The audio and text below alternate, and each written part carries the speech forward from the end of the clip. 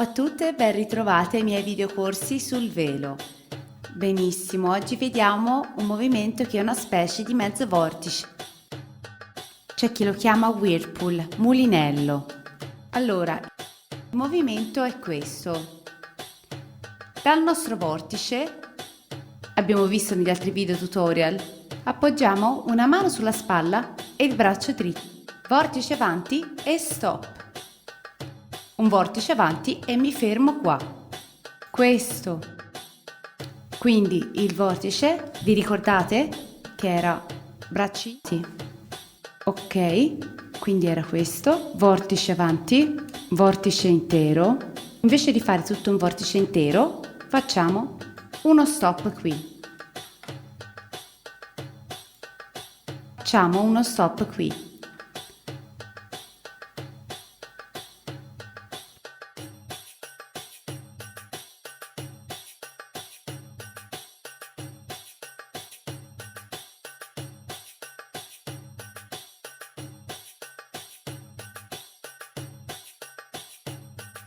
Ok, ve lo ripeto lentamente.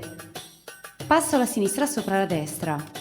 Faccio uscire la destra sotto la sinistra, appoggio la mano sinistra sulla spalla e stendo il braccio destro.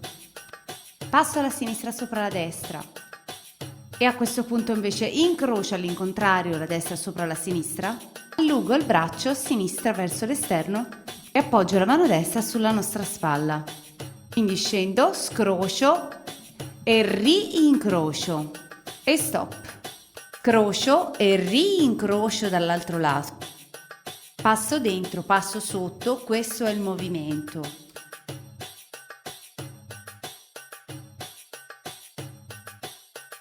Uno e due. Uno e due. Io mando il corpo leggermente avanti, ma potete anche farlo così. Faccio solo per comodità, per farvi vedere meglio il movimento. Questo. Benissimo, lasciate i vostri like, i vostri commenti, lo sapete, iscrivetevi al canale. Vi aspetto al prossimo video tutorial, grazie a tutti da Jessica.